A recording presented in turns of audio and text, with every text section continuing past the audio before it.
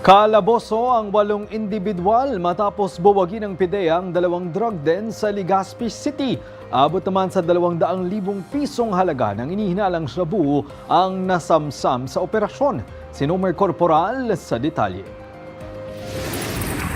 Pasado alas 6 ng gabi nitong Martes nang salakay ng PIDEA Albay at Legazpi PNP ang 2 pinaniniwalaang drug den sa barangay Lapu-Lapu sa Legazpi City, Albay. Unang niraid ang bahay ng target na si alias Tads. Itinuturing na drug maintainer at nagtutulak ng illegal na droga sa lugar. Sa bisa ng search warrant, nakumpiska ang ilang plastic sachet ng hininalang shabu na nagkakalaga ng 102,000 pesos. Naaresto rin ang 2 sinasabing parokyano ni Tads na pawang residente ng barangay. Sunod naman na sinilbihan ng search warrant ang bahay ng target na si alias Dodong na matatagpuan sa katabing purok kung saan nakumpiska ang hininalang shabu na nagkakalaga ng 68,000 pesos. Gayon din ang ilang drug paraphernalia. 4 pa ang naaresto sa naturang operasyon.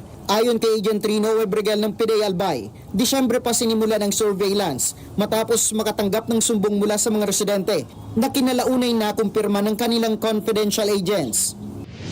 Meron ditong mga repeat offenders, pero majority sa kanila mga person who use drugs na or mga PWOODs na kung ating tutukuyin pagdating doon sa Barangay Drug Clearing Program. Agad na dinala sa opisina ng PIDEA ang 8 naaresto at isinailalim sa drug test.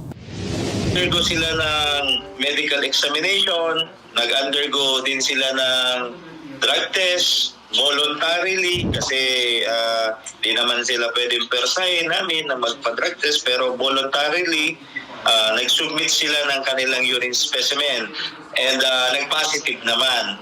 Doon naman sa mga na-confiscate na illegal drugs, iniintay pa rin natin yung result kung positive ba siya o negatibo sa methamphetamine hydrochloride or shabu. Naharap ngayon sa kasong paglabag sa Republic Act 9165 o Comprehensive Dangerous Drugs Act of 2002 ang mga naaresto. Hinikayat ni Brigel ang publiko na agad isumbong sa PIDEA ang anumang illegal na gawain sa kanilang komunidad. Para sa totoong balita sa Bagong Pilipinas, Nomer Corporal, 13 sa tanghali ng Congress TV.